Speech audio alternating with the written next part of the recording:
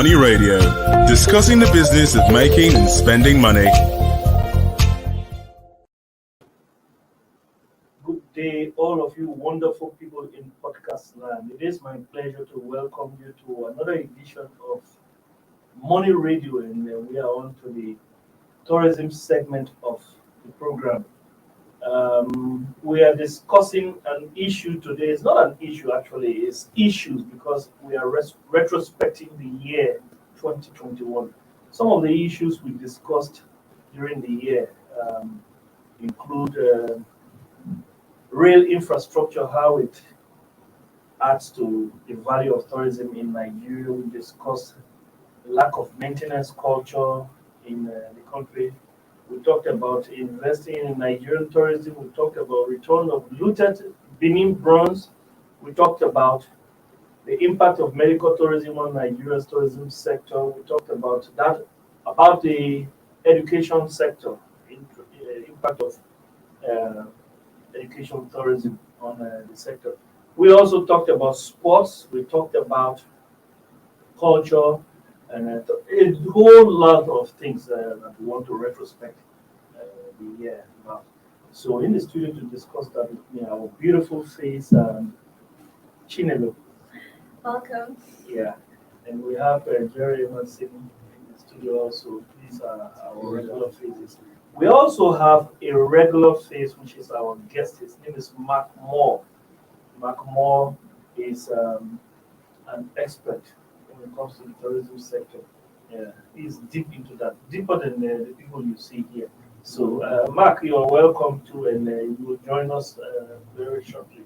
So, let's hit the point. We talked about a number of issues today. Let's talk about one issue that is going to affect Nigeria as we progress into 2022, and that is after the Africa Continental Free Trade Agreement, and of course, it cuts across all economic and social sectors, and that is something that if Nigeria is not careful, if we don't tie those knots that need to be tied right now, we will find out that people will have lunch on Nigeria's tourism potential. Yes, our African brothers are going to have lunch. Not just lunch. They have had breakfast, actually. They're going to have lunch. They will have dinner. Yes. So let's discuss the issue. Okay, I'm talking about ACTA, the African Culture it's for Nigeria, one very important aspect as it relates to tourism is the area of infrastructure, which is area of infrastructure, specifically road transportation. Basically. Yes, transportation is very key in the sense that it is needed for the transportation of goods and services across the regions, the continent of Africa. It's not just road transportation, it's also about rail transportation and as well as air transportation. So it is very necessary for us to begin to provide this infrastructure so that we can benefit from large income. Yeah, a good example of where transportation is needed when it comes to tourism in Nigeria. One of this, like I said, is just an example. We have the Badagry point of no return. You call that? Yes, that Badagry port where you had the last point before slaves were exported to Europe and the Caribbean. That's what they call the point of no return. Transatlantic slave trade. Yeah. Many people would like to see what happened. They would like to see how that place looks. I remember we discussed this issue earlier on in the year, and when we discussed it, I gave an example of how students, history students, like to have a sight of that place. But I remember not, some 4 or 5 years ago, a group of tourists, talking about tourists from the West, Europe and America. I saw them on that road and they were stuck. Their brand new bus was stuck and there was a huge traffic. I'm talking about in the middle of, call it the middle of nowhere. They were stuck as a result of the bad weather. Because it was rainy season that time. It became fun to some of them. It became a serious matter to some of them. But I saw people giggling as a result of the road, and that is a bad image. You can have that kind of tourism site, and then you have bad roads. People find it difficult to get there. Naturally, that road takes me from the Okuku area. It shouldn't take more than 45 minutes to get to Badagry itself. But there's a place where you find people taking 3, 4, 5 hours in order to get. Talk about that, Kennedy. Well, I think also that's part of the problems that we talked about earlier during the year. It has to do with bad maintenance culture, and also part of the problem of not really appreciating um, the tourist attractions that we have. But that doesn't stop people from trying to do things by themselves. I mean, I know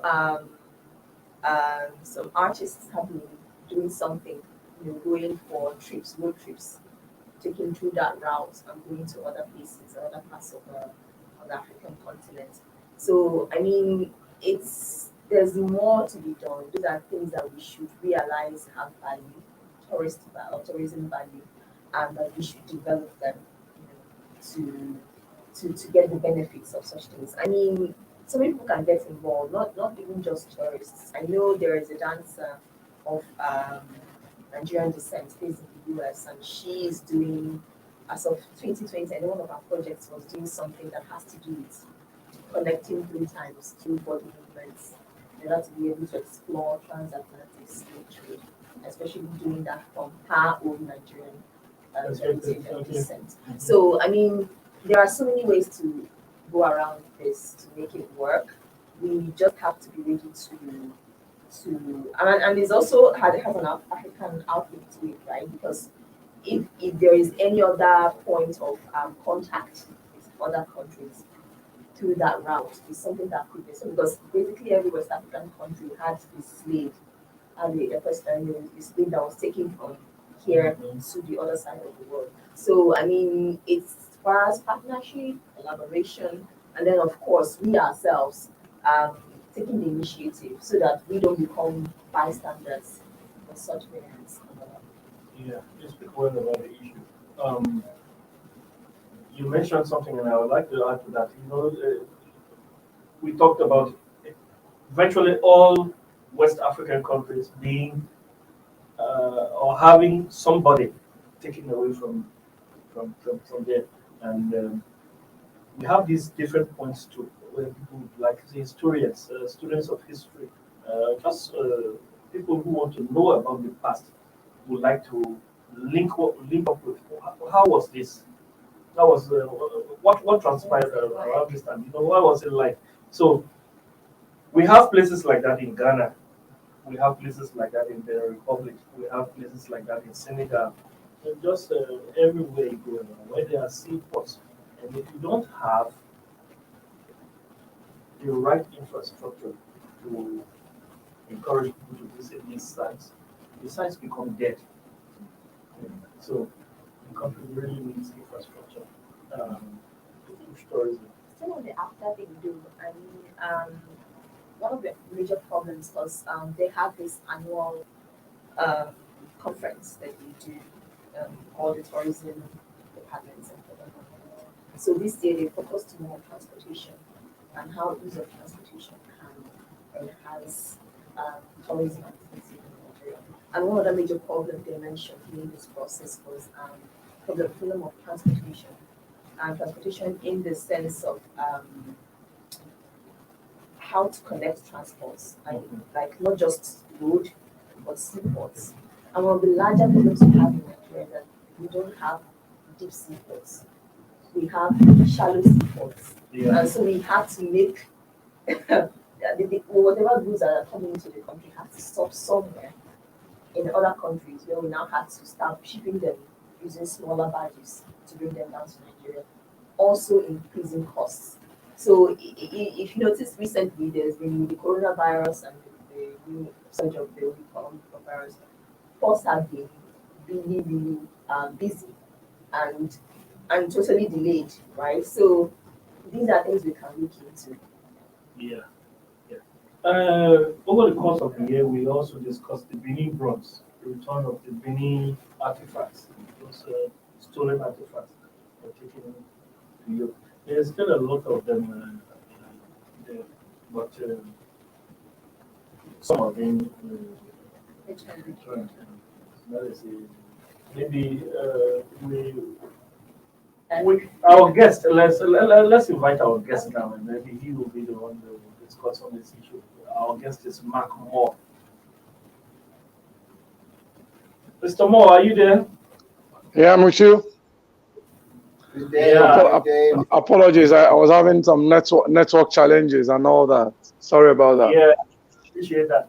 Mr. Moore, in the studio, of course, you know Jerry, you know me. Yeah. This is our queen, Chinelo. Chikwelu. All right. Hi, Chinelo. Nice to meet you. You agree with me? She's a queen. Yeah, she is. So, Mark, we have been discussing after we just concluded that you were having issues at that time, but we want to bring it. We're talking about the year in retrospect, and we want to bring in the issue right now about Benin bronze, the return of the Benin bronze, those stolen artifacts. Yes, can you cap the issue a bit and how it adds to tourism? What value it adds to tourism, Nigeria tourism industry? Okay, yeah. It's good enough that we have the bronze back to Nigeria. Mark, wait, just a bit. Before we go to that, let me cut you off a bit. Tell us about your trip, because we just talked about infrastructure and the after issue.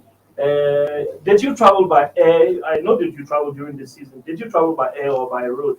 And if you travel by road, tell us about your trip before we go to the return of the Benin bronze. Yeah. Okay. Yeah. The trip went very well.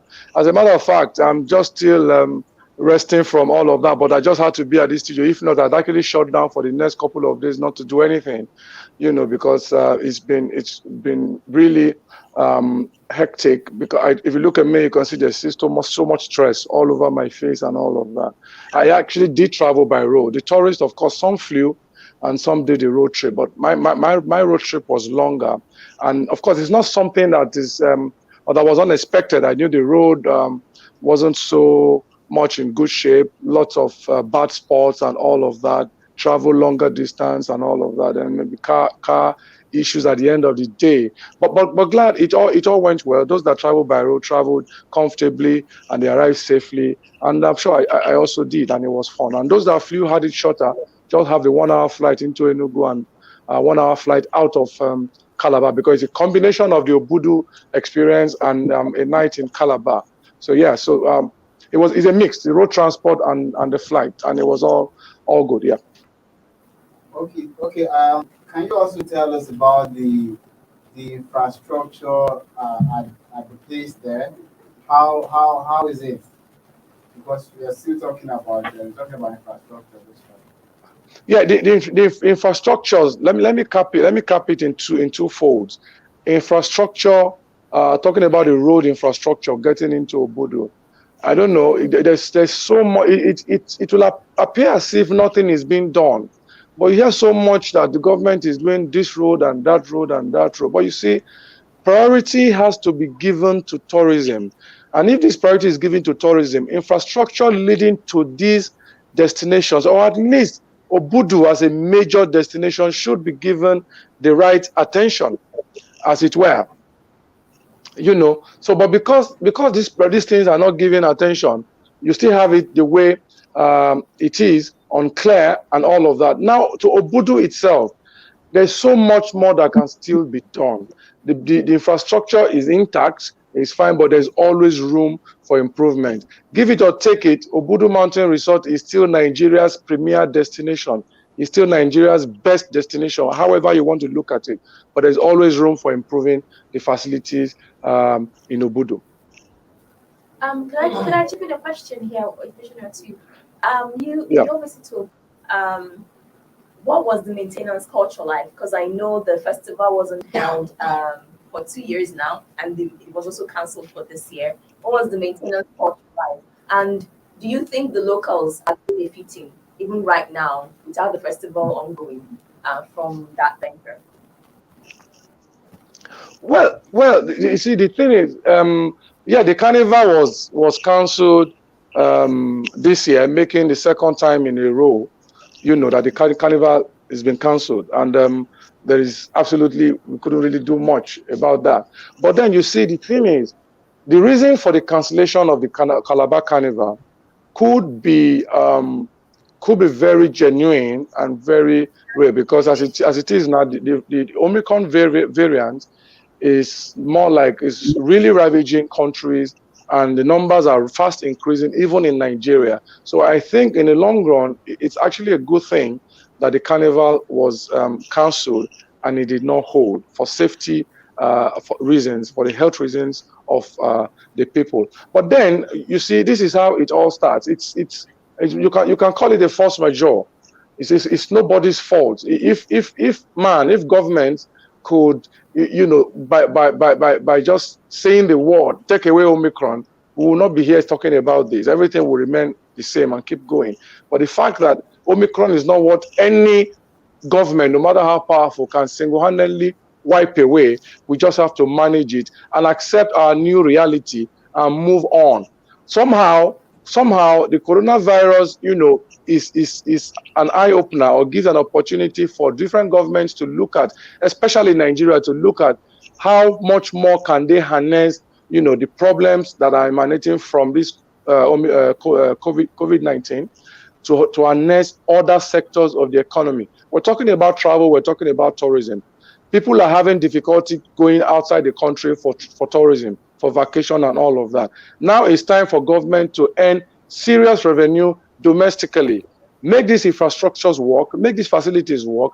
People will be able to travel locally within, and the government can earn money via taxes. So hopefully, Omicron goes away soon, and in 2022, we don't see another variant. I'm hoping it's not going to be a trend to curtail people moving in December. Let's not go and hear another variant come December 2022 and all of that. So economically, it would have impacted Calabar for this December, since the carnival did not hold, because a lot of people would have had businesses, transporters will have moved people back and forth. I mean, all hotels are usually fully booked in Calabar from September, October. But this time, hotels are still available. So you can tell how these things has greatly affected the economy of Calabar. But by and large, it's all for safety reasons, and it's only healthy people who are alive, that will go for vacation, and not dead people. Yeah, you speak well about the issue. Mr. Moore, please stay with us. We want to take a short break right now. Listeners, please stay. We'll be right back after this short break.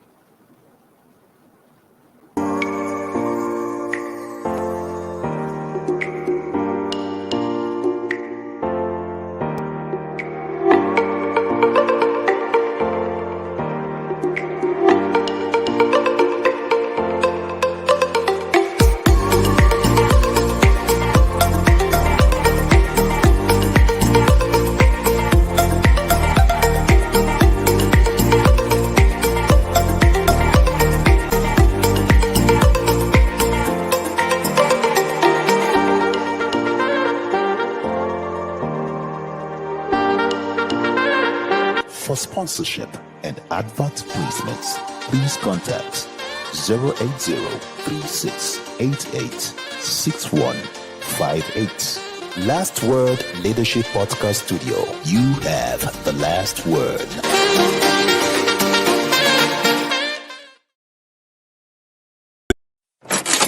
Money Radio, discussing the business of making and spending money.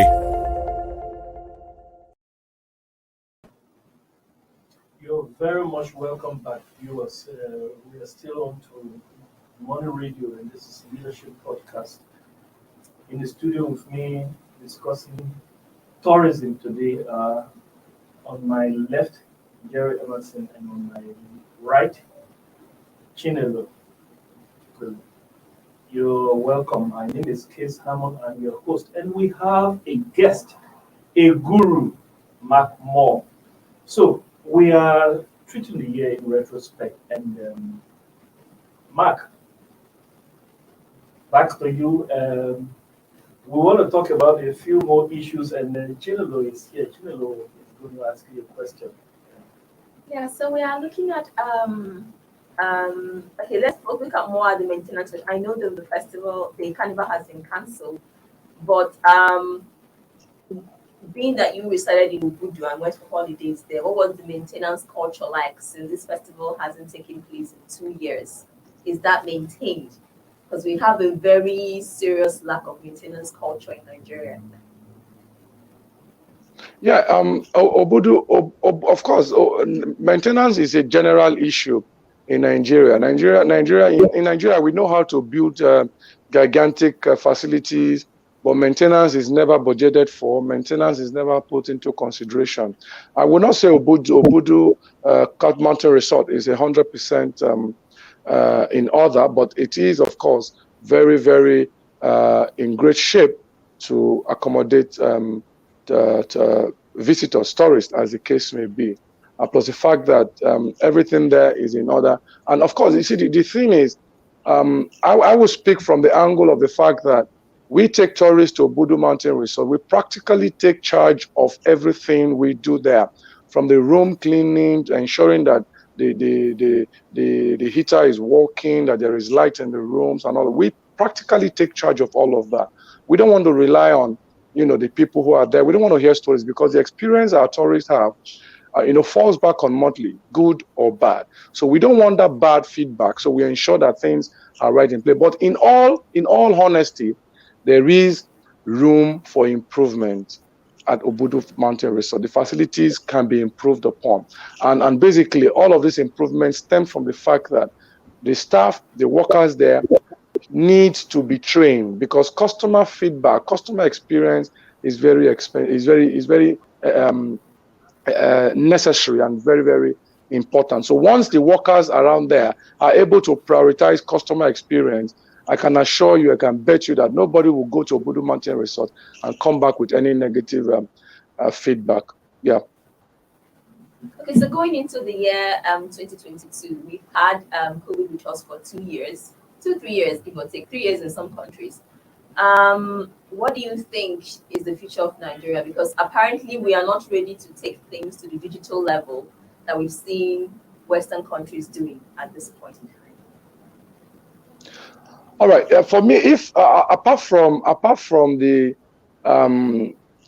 issues related to COVID, and when I say the issues, I'm talking in terms of people dying from it. Taking that aside. Honestly, I don't want to sound selfish. I'm not selfish, but I think I would rather the restrictions and all of that remain for another 10 years. Because these things need to happen to force us to look at, it is time for us to take advantage of what we have. It is time for us to look inward. It is time for us to develop our facilities. It is time for the government to wake up and see that smaller countries are doing better, are doing well, are less reliant on a single income source. It will help everybody look at it and say, fine, let us see what we have in this country and let us explore what we have, develop what we have. So for me, aside the deaths related to COVID and all of that, I would say the situation remains, the restrictions and all of that remain for another 10 years. Let us come back to the table. let us come back to the table and build what we have, develop what we have, work on what we have. That way we empower. It's not the 5,000 naira you share to people. For me, that doesn't cut it.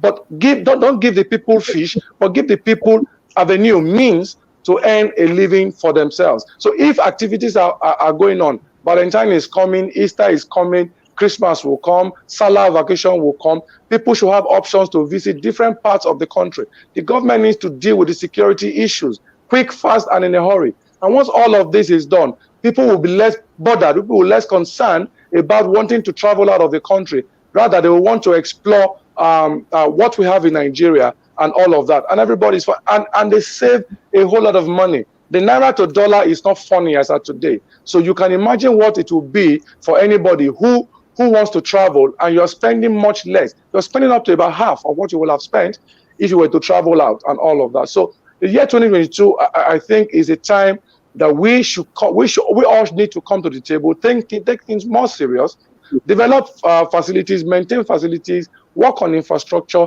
and try to psych the people.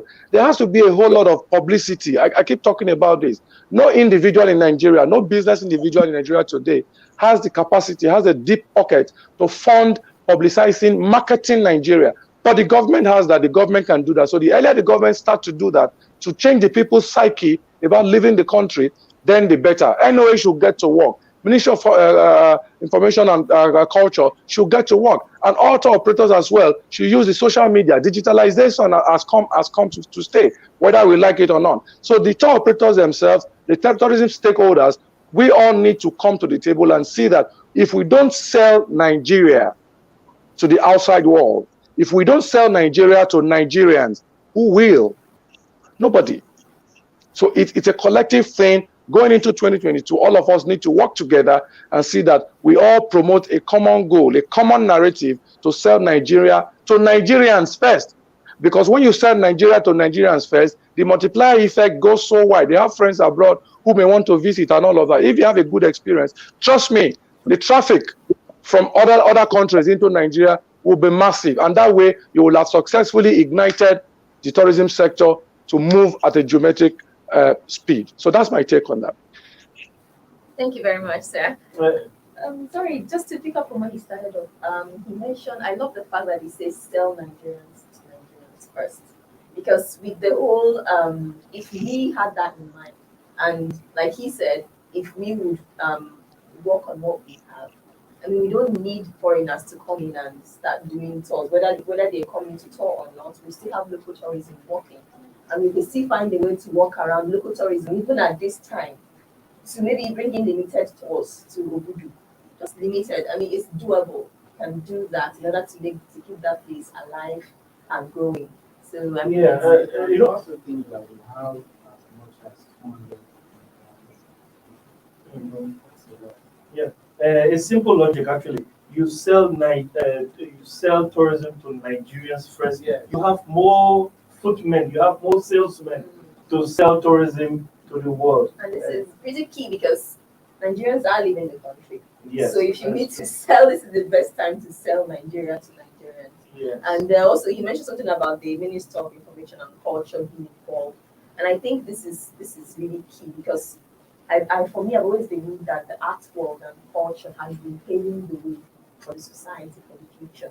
When this whole issue of COVID started, I think it was the art world that first started capitalizing on the digital experience to start streaming live dramas, doing digital plays. You see galleries organizing virtual tours. You don't even need to leave your house. You just put on your telephone or your 3D mask or anything and just tour the galleries as you please. So these are, I mean, we should look to the art, or the art is what we should generally look to in order to find solutions to that situation. Yeah, thank you very much, all of you. That's how we draw the curtain today on this Money Radio, the tourism segment of Money Radio.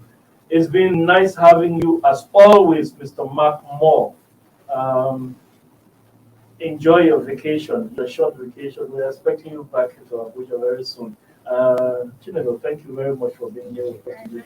Jerry, thanks very much. To our producers, we say thank you also, but our biggest thanks go to you, who follow us daily on Morning Radio. We'll be back tomorrow with another bumper edition. I've been your host, Case Hammond. Until we meet again, COVID-19 is real. Go and get your vaccines. Allow social distance between you and the other person. Wear your mask. Stay Thank safe. you for watching. For sponsorship and advert placements, please contact 080-3688-6158. Last Word Leadership Podcast Studio. You have the last word.